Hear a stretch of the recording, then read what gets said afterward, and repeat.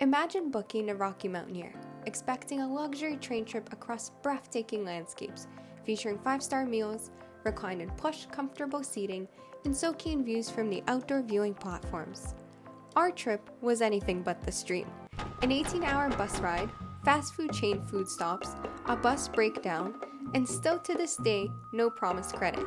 This is our Rocky Mountaineer bus ride, and we're Planes, Plates, and Pairings. Now, before we get too far in this video, we just wanted to take a moment to say that we by no means want to downplay what was happening in BC with the wildfires.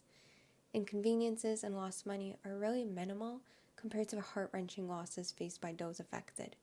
Our hearts go out to all of those impacted. We have been so excited and just waiting for this train trip from BC to Banff for over a year. We're all set for August 22nd. Our hotels, national park passes, amongst other travel items were just all booked through Rocky Mountaineer.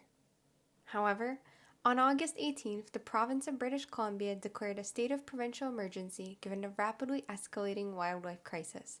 Tourists and travelers were strongly recommended to cancel their plans. Despite these warnings, Rocky Mountaineer remained optimistic and sent an email stating the trips were expected to proceed. On August 19th, though, BC implemented travel restrictions to provide hotel rooms for wildfire evacuees and first responders. The travel restrictions applied to certain areas only, including Kamloops, where we were supposed to stay for a night as part of a train trip. Hours went by after this announcement, and we did not receive a single email or a phone call from Rocky Mountaineer. We ended up going on their website to find out an updated announcement, noting that our train was cancelled. No explanation on next steps, just a note to contact them. At this point, we were about 7 hours away from needing to leave for a flight. We called Rocky Mountaineer and spoke to a very kind representative, but she seemed just as much in the dark as us. She stated that the company is working on alternative arrangements, and we should have an email with details in the next few hours. 7 hours later, we still had no email. At this point, I resorted to messaging them while on the plane through social media.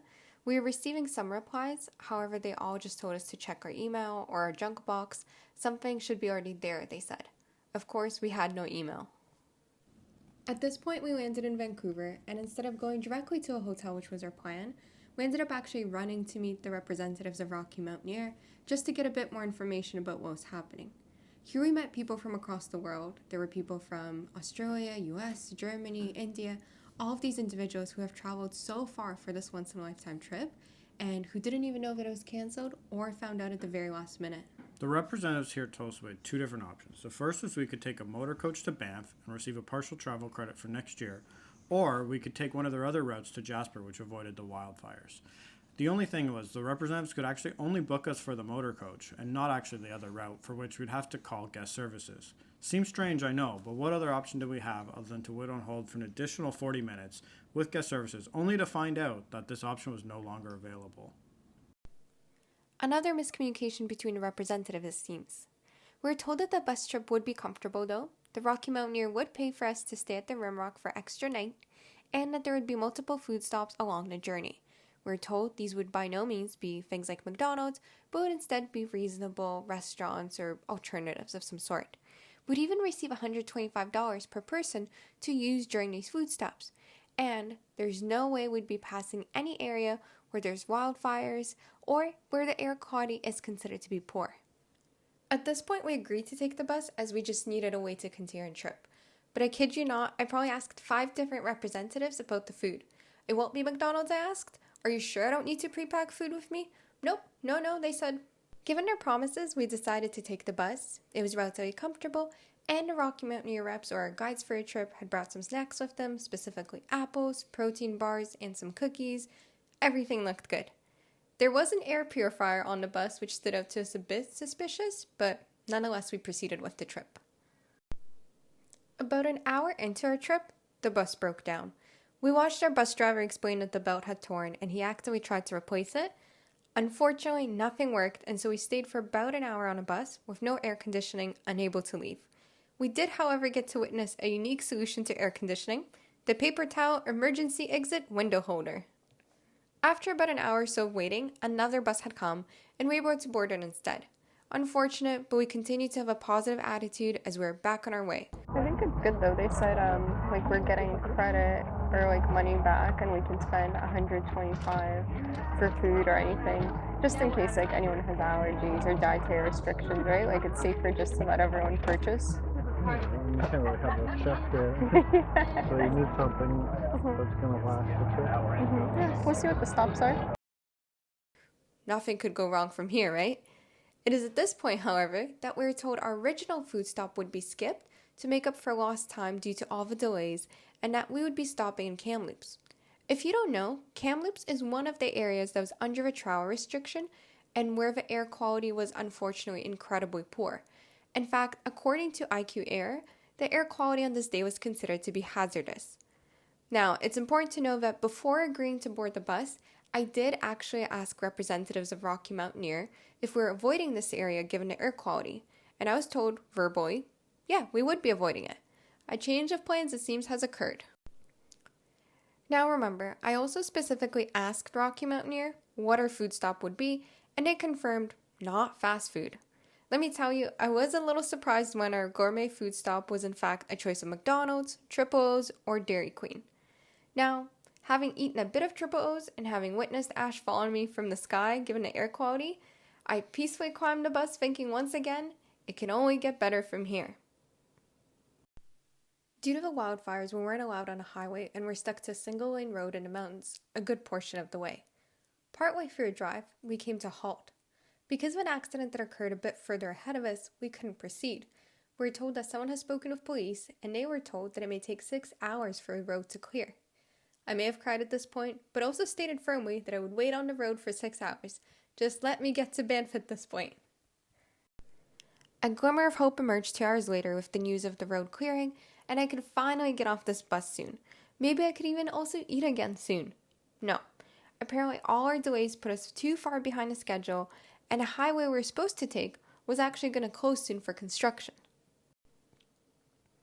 Now, we were okay with this because at the very least, we were probably less than 10 minutes away from beautiful lodge on the water. It was right in front of us, it was big, we could eat and sleep soon. We urged our guides to check out this property, but we were told that it was likely, keyword likely, booked up, and so instead, we would drive backwards over an hour to find different lodging. At this point, we were told that Best Western was secured for us all. The next hour, everyone on the bus sat in silence, everyone was defeated, starving, and frustrated. I don't know if I'm going to make it.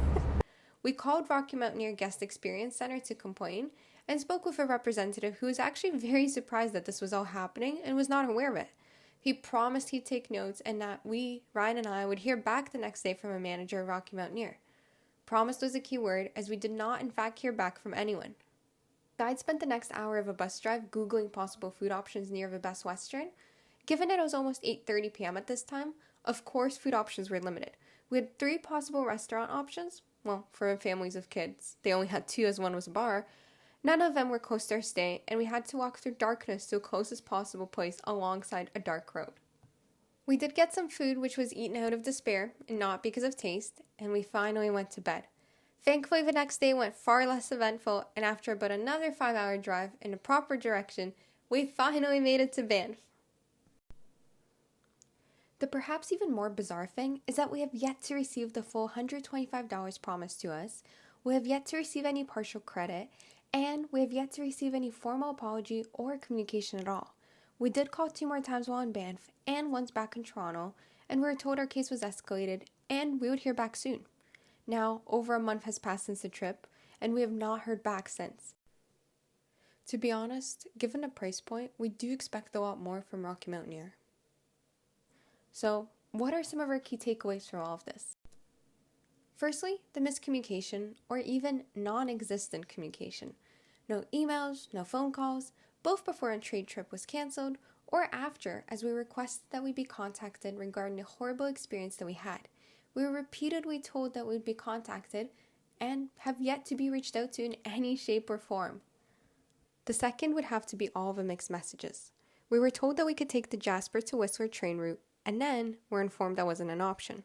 We were told that we'd receive $125 on a day in a bus trip, and at this point, we still haven't received the full amount. There's just so many examples of how we were told different things by different staff representatives, but also how a lot of the messages are just not being executed on. Employees do not have the ability to solve issues on the spot, which added to all the headaches and the confusion. Rocky Mountaineer needs to empower their employees so that they help find solutions for their customers. Too many times we're told that either they do not have the information or that they are unable to assist, and instead we need to call or email. We're told our complaints need to be handled by a manager, but over a month later and multiple phone calls to our guest experience center, we still haven't heard a single thing. When things are going as planned, Rocky Mountaineer is great. Ryan has done the Rockies to Red Rocks train ride, and he absolutely loved it. However, if the plan doesn't follow its intended path, it's a trail of chaos. The glaring gaps in communication, mixed messages, and unfulfilled promises highlight a service shortcoming that's very hard to ignore. While wildfires and accidents are beyond control, communication and accountability are not. Rocky Mountaineer's real test isn't when the sailing is smooth, but when facing the unexpected. Rocky, unfortunately, missed their stop in our journey. Stay tuned for our upcoming videos about Banff, Yoho National Park, and Calgary. We promise the trip gets way better after this. If you like this video, make sure to subscribe to the channel. More in-depth reviews of hotels, restaurants, and activities from all our adventures can be found on our blog, which is in the description below. Join us next time, and let's explore the world together, one plate at a time.